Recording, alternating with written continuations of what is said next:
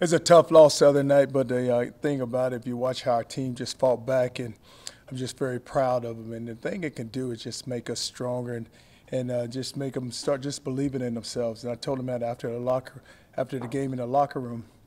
I said, you know, what's amazing is to watch how we fought back 21 down in the third quarter, and for us to go on that run in the fourth quarter. And then I think we scored 2 touchdowns within 3 or 4 minutes there at the end. And the amazing performance by Gerard was just unbelievable. And you see the loss, and you don't want that to be overshadowed because he played an unbelievable game. But we just go to work this week, get better, and we have a really good Oklahoma State team that's coming in. So we got to get ready back and get our team back focused and get them ready to go play. Questions back on the right with Chip. Charlie, on defense, is it a matter of changing out personnel, do you think, or what? Are some guys just physically not able to control their gap on that defensive line? No, it's not that at all. If you look, the one run there before half, we're in the actually missed a tackle, and you see guys that are coming in on the ball, and so when you attack it from the secondary, you got to keep it inside and in front, and kind of the running back kind of got lost in the pile, so then he ends up bouncing out. We're just too far inside, and on the long 76-yard run, it was a guy out of his gap, but still, once it breaks the line of scrimmage, we're in zone coverage, so all eyes should be on the ball, and we just don't make the play. So it's more of just a fundamental and technique breakdown that can be corrected. Brian here in the front. Charlie, we've seen it with all other spread teams, Tech over the years and Baylor and TCU. The offense is great, but the defense just struggles. I mean, is this just how it is now in college football? No, it shouldn't be like that, Brian, because I look at us, and we hit a stretch there where if you go the last 2 series of the first half, they touchdown, field goal, and then the first 3 series of the third quarter, touchdown, touchdown, touchdown. And it's all mistakes that we're making. It's nothing that they're doing. We're doing it to ourselves. And you watch the play there, right before half, we're up by 10, and the crowd is into it, and we really have it going, and then we give up a long run. And then all of a sudden, there's a throw for a touchdown. And then we come back, we turn the ball over to have a short field, but they kick a field goal. And then the second half, the drives were just big plays. You have to make a team drive the ball, and we didn't make them drive the ball. It was the big plays that, whether it be a pass or a run, and that's what got us. And that can't happen. Because if anything, and I tell them all the time, listen, make it a 11, 12 play drive, except they're patient enough to do it. Now, if they can strike in 3 or 4 plays, I mean, you look at us on offense, that's what we're doing. I mean, Gerard's running around, and we're striking in 3 or 4 plays, so now it's putting pressure back on the defense. And Ron in front right. Coach, before the Rice game, I think you said you were kind of even unsure if you was going to start Gerard Hurd, and you kind of made that decision, before the game. Now that you've seen what he's done, are you at all shocked by what you've been seeing, since you were kind of unsure what you wanted to do with him just about 2 weeks ago? I was never unsure. I just said that.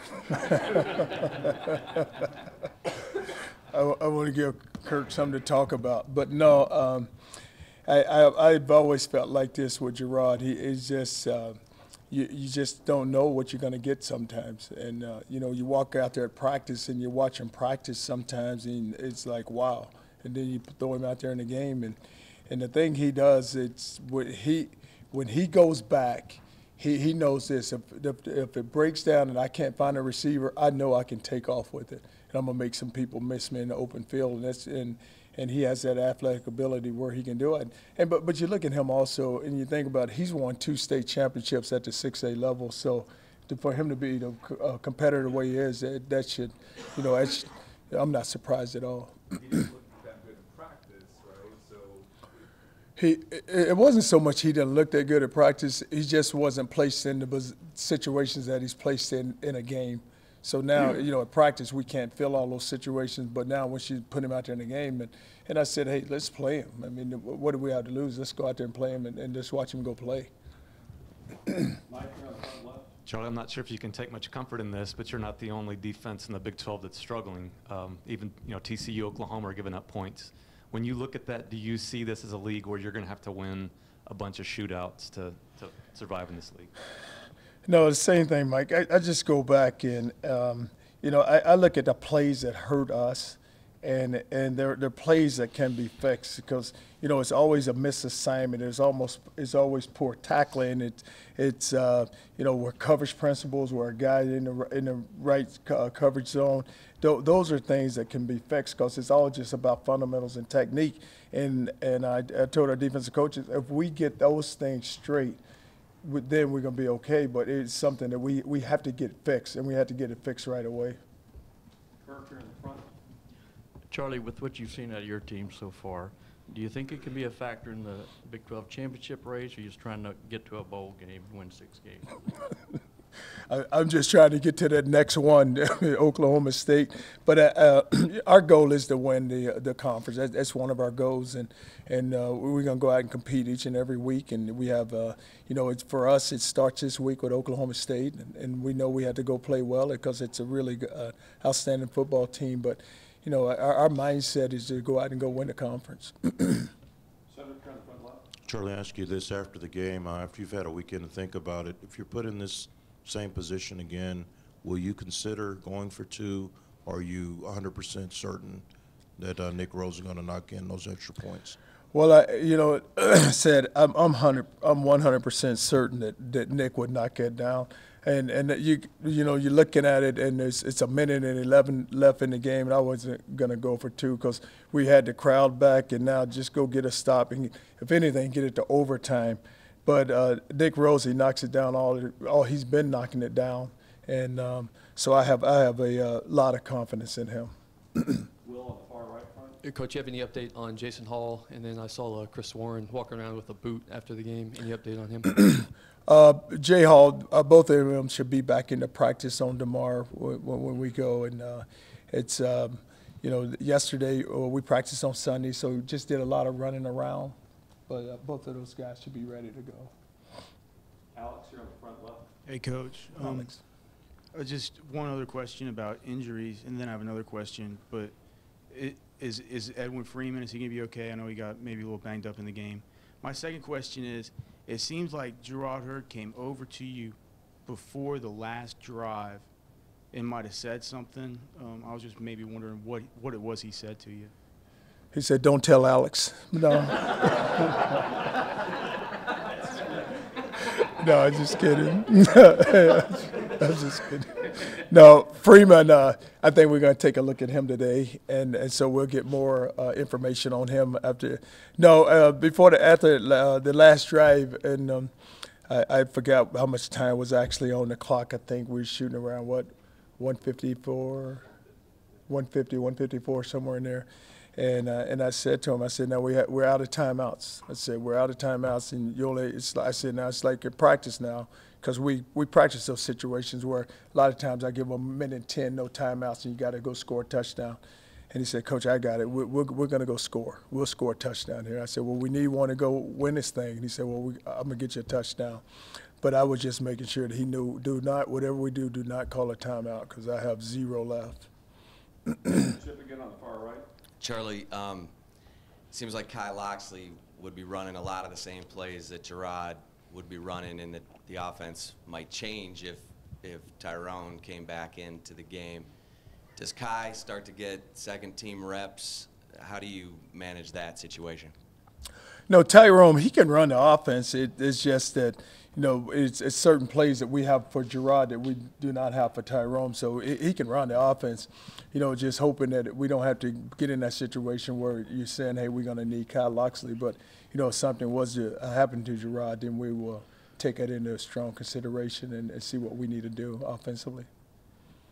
Max, you're on the front left. Charlie, you got a new boss last week. How have your conversations been with Mike Perrin in your meetings so far? It's been great with Mike, and the thing about it, you look at a Texas Axe and on the national championship team, but I've met Mike. I've spoken to the Chancellor's Council twice, and he's introduced me both times. So we have met him before he was the AD. So he's going to do a great job. He really is. Bob, you're in the front center. Coach, you do anything with Nick yesterday to kind of get his mind off it, something funny at the beginning of practice, and where is his mindset now? Bob, it was for the first time I saw a team that really actually took a loss the way they should take it, and it hurt a lot of the players. So after the game, even on Saturday night, I'm walking back through the locker room, and he's still sitting in there. So I sat down with him, and we sat in there and talked about 12:30, 1 o'clock, and then I said to him, there's going to be battles in life, and there's going to be struggles in life, and adversity is going to happen to you in life, and it's over with. So you can't relive this moment. You know what's going to happen. We're going to get an opportunity. There's going to be a tight game down the stretch here, and you're going to go out there and you're going to go bang a 50-yarder, and we're going to go win the game. And then even yesterday, I called him Sunday morning, and then he came in, asked him how he was doing, and I'm feeling a little bit better. But the great thing about it, the team has rallied around him, and a lot of those guys have really tried to pick him up. And I told our team, we can't put it on his shoulders. It should have never gotten to that point. If we take care of our business on offense, defense, that would have never happened. Roger, here in the middle. Charlie, I know you said things can be fixed, but as a defensive guy, can you reconcile that it's just you can't keep teams off the board, and just a couple of stops are so much bigger than 10 years ago when you think you can shut teams down? Yeah, it was really tough. Now it's just you're just so wide open. You're right, and 10 years ago it was 3 yards in a cloud of dust, and people just hoping they can get a 20-19 game. And it's when you look at our goals, and I was looking at them one time. We was talking about like a scoring average, hold a team to like 20 points or less, which is really hard now because of the way the game has changed so much. But you have to go into it, and you have to make people drive the ball, but you have to play with good fundamentals. And the big plays where teams are hurting us with right now because we're giving up so many. I think we gave up 9 on Saturday, where the big play with the run is 15 yards or more, with the pass is 20 or more, and we gave up 9 of them. Charlie, I wouldn't be asking this if not for the opponent, but the Joe Wickline issue, still hasn't gone away. Have you noticed him affected at all by any of this stuff? And now they are threatening to want to interview Swoops with a deposition. Have you talked to Mike Perrin about just making this go away? No, we haven't, and I haven't said much about it because I think that Mike will handle it the right way. We're just so into football right now, and I don't think Joe hasn't showed where it has affected him at all. Because when it comes down to it, it's we got to make our team better and just coach the guys we got and be concerned about what's happening here. Coach, when you look at the Oklahoma State tape, what's the biggest thing that Mason Rudolph does for Oklahoma State's offense? You know what he does? He does a great job of just managing the offense, and you watch that offense, and it's he gets the ball in the right people's hands, but he's so into the game. He controls the game, and that's why they're playing so well right now because of the job that he's doing. And we're just sitting there breaking them down. It's going to be a tough game for us, and because of the quarterback and what he's done. Jane on the far right. Coach, defense may not have given you the performance that you were looking for on Saturday, but what did you think of Kevin Vaccaro's? It was just, when he came into the game, we get that target, and then he comes into the game, and he's always been a big hitter. Now, he doesn't always wrap up, but he comes down, even at practice now, he will hit you. And, he calls that fumble there early, and then we are, in that one drive where we're able to get the ball and stop him from scoring. But he played well to be thrown into it. And that's what I try to tell our players all the time. I said, every game we're going to need someone to come off the bench. And in this game we had to have 2 players to come off the bench with him and PJ on defense. But I said, every game you got to expect that. So you got to be ready, and you have to prepare yourself like you're a starter. Now, if he hadn't prepared himself like a starter, there's no way he would have played the way he played. And he played really well for us. And but it was just fun to watch him go out and compete. Any chance he could move into that role? Well, right now, with our 2 down, we're going to get Haynes back for sure, and then with Jay Hall, we'll see how that works out. Ryan, you're on the back left. Charlie, do you care to characterize what your relationship was with Steve Patterson, and did you feel he supported you? Did the relationship deteriorate at all at the end? Ryan, he supported me 100%, and and Steve, you know, he did a job here, and he was called on to do a job here. But you know what? He's going to support this athletic program, and he did a great job of supporting it. Anwar here in the front right. Coach, I had a question about the secondary. It seems like they're on certain plays, you know, the guys are about, you know, 8 yards back, but then they also start backpedaling, which makes it a little easier for the quarterback. Do you want those guys to be a little bit more aggressive and try to anticipate a little bit more? Or is that just by design? Well, it depends on who the player is and how much confidence he has in his ability. Like Chris Boyd to get up there, and he won't back off anyone. He's going to press the whole time. You know, the Houghton Hill will get up and he'll press. So it just depends on who the player is, and plus it depends on who they line up with receiver-wise. We knew that the one receiver from Cal was a really good player, and so if you press him, you know, you watch the throw down the sideline. It was a jump ball where he just goes up over Vaccaro and he goes up and takes it from him. But it just depends on who you line up against, and there's going to be times where we're going to press, and there's going to be times where we back off. In zone coverage, you have to have eyes on the ball, so you need to back off. But when you're in man and it's man, then you get up and press the guy and challenge him. Chris in the middle of the camera room.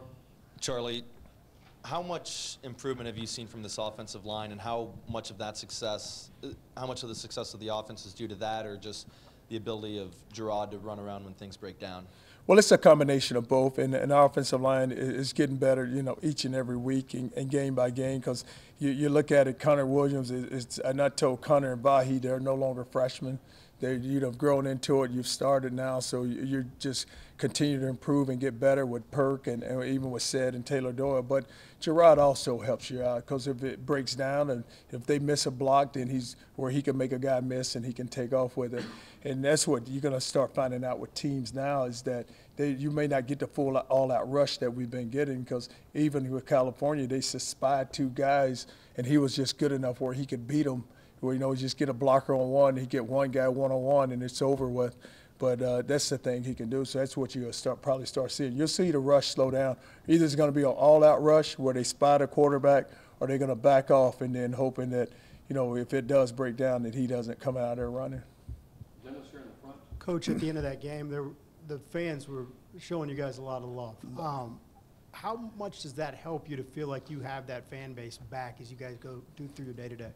I mean, it was amazing, Dennis, to see our fans, and it's just so happy how they just, at the end of the game. And usually what happens, you think about us in the third quarter, we were 21 down, it would have spilled out of there. And then all of a sudden you see us go score in the fourth quarter, and then we get stopped on the fourth down play. We're down 14, and we get stopped on the fourth down play, and they still stayed.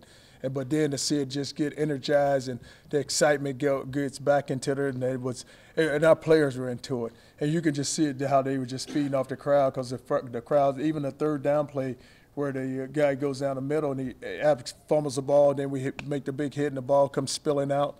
But it was exciting to just feel our fans, and that's what it's all about. It's about them knowing that this is their football team, and we need them as just as much as they need us, and we probably need them more than they need us, because we just need them in the seats and need them yelling for us, because that just excites our players. Back left to Chuck. Charlie, second half there were some crucial penalties, even by some veteran guys. How much of a concern is that to you? Is that something you feel you need to address? Well, I address it, Chuck, because that should never happen from a vet, you know, where we get the late hits or we get the personal foul calls, because that hurts us. And really it hurts our offense, especially when we had to go backwards. And those are things that have to be corrected, and they're just an undisciplined. And you can't allow those things. We cannot allow those things to happen. Stay in the back left with Jeff. Hey, Charlie, you talked a lot last year about needing guys on the outside at receiver that can go win a battle down the field. How impressive you've been with not just Armani Foreman, but specifically John Burt, with what they've done in those one-on-one situations to win battles down the field? Well, you have guys that can take the top off of a defense. When you talk about Burt, and he's so athletic and can run. And you look at how he adjusted on the long throw. You know, Gerard underthrows it, but he adjusts and go and make the play. And then Armani, he doesn't know how fast he is because he can go track a ball. And it's so funny when you watch him because he'll wait for the ball to be thrown before he ever just puts it into top gear. He's kind of coasting, then all of a sudden he'll take off and go get it. But even when we get 7 back, as another guy can take the top off. And the J is always excited when he gets the ball in his hand. So you have some threats outside on the outside and guys that can take the ball the distance and they can make people miss in the open field and go score. Middle right, please. Coach, I know you've emphasized the team's fundamental mistakes, but was there anything in particular that went into the third quarter slump? Well, it was all fundamentals that third quarter where we giving up the 21 points and then we don't move the ball on offense. But we just have to get better and improve. John, here on the front left. Coach, how nice is it to see the mindset of the team starting to change, where they're fighting back, where you said after the game before when they were down 21, you wouldn't see that team fight like that? No, you wouldn't, John, and it's and that's what's great, and that's what we talked about. And I said at some point it's got to be pride, and it said that there's a foundation already that's been laid here, and it's up to us to continue to fight. When we have to fight, we just can't give in, and to watch us battle back and to keep battling back, and then when your quarterback go make plays, then guys get a little more confident because knowing the defense now, the defense knows we got to go get a stop to get the ball back for him. So we get the ball back for him. He's going to go do something with it, and it's going to be exciting to watch him go do something with it, which happened on Saturday. So now they feel like, hey, if we can go get a stop and get the ball back, then Gerard in the offense, he'll take that ball down the field and go score. Far right to Jane. You talked about Armani earlier, but I also want to talk about his twin, Deontay. How are these twins contributing to your offense this year? Well, you look at the big run Deontay had was a 33-yard run there, and got us he got it to we were down 14, and then he got it down to 7. But both of those guys are contributing, and they're playing very well. And Deontay is just a big power back, and he can run downhill, and he has enough speed where if he gets to the outside, he can outrun you. But he's just getting better and better. Then it's just almost like they're just feeding off of one another. One scores, then the next one want to score. But it's great to see that friendly competition. Cedric, here on the front left. Charlie, Cal made it a point not to kick it to Dajay.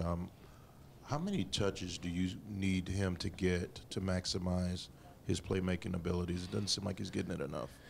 Well, I think on Saturday he had 4 or 5 catches for right at 150 or close to that. But the kicking games where I want to see him touch that ball. And you're right, they made it a point because they left their left their offense out there and let the kicker kind of pooch the ball down the field. So we couldn't get him out there.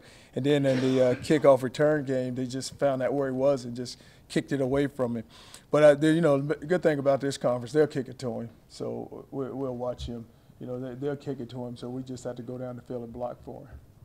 I think they'll kick it to him. Ricky, the front middle. Charlie, you mentioned the way Foreman was running the ball late, and I know that he was in there on some key drives. Are you worried at all about Jonathan Gray? It doesn't seem like he's running like we've seen him run in the past.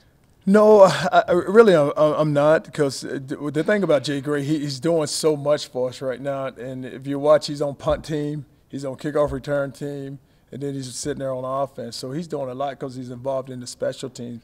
But he was one that wanted to be involved in special teams. So, but you have 2 backs that can help each other, even with 25 coming Chris Warren. So you have 3 running backs that you can kind of spill and rest them and get them fresh and keep them fresh. The key thing is for us to keep those guys fresh. Roger, you're in the front. Charlie, do you allow yourself at all to look big picture, the fact that for weeks and months we've been talking about offense, and now we saw a nice show on Saturday night. Do you allow yourself to think, all right, that piece may be set and we can look towards a bright future? And now we got to fix the other piece. Yes, but I think we just got so caught up, Roger, in the last play where we missed the field goal that we just lost sight of how well the offense did play, and even Gerard, how well he played. Because, I was sitting there, after the game, and I was like, wow, my man, but he put on a show out there. But, just so much went into the miss extra point. You're like, oh, my God.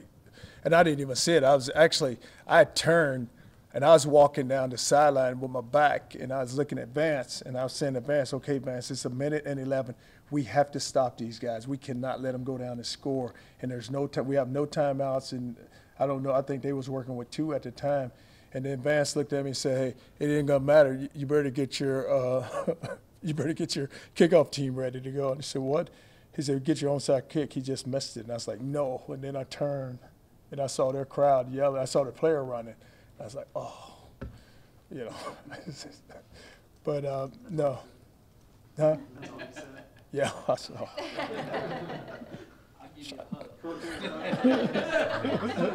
Last two, please, Kurt. Charlie, the Cal player who nearly took Gerard's head off didn't get ejected. Dylan Haynes did. Do you really think college football needs to revisit some of these rules? Well, I said to the official, I walked out there and I said, I mean, my guy gets kicked out, and it wasn't even, like, if you look at Haynes, it wasn't even a big blow. Like, he kind of just laid on the guy. It wasn't a where he just goes in and just throws his body into him. And their guy just almost snatches my guy head. And he said, well, Coach, he wasn't really trying to do that. He really wasn't. And, you know, I had some, you know, I said some to him, but it's, but you know, it does. And but I just thought that Dylan's, it could have been looked at a little differently. Last one to Anwar in front. All right, Coach. You know, you gave us a story after the Notre Dame game. You were talking to a recruit and, you know, trying to pump up the program. You didn't know what to tell them. After a game like this, is it much easier for you to get on the phone and talk to guys and still show your program? Well, the guys just see a bright future, and then you look at on defense. Right now Malik's a freshman, and you look at on offense, and Gerard's a freshman, so they see so many young players. So now it's not hard because they see those young players and they see them playing, and that's what a lot of guys want to do. They want to play their freshman year, so they see that you'll play your freshman. So then that's what's exciting. Thanks, Gabe. Okay, thank you.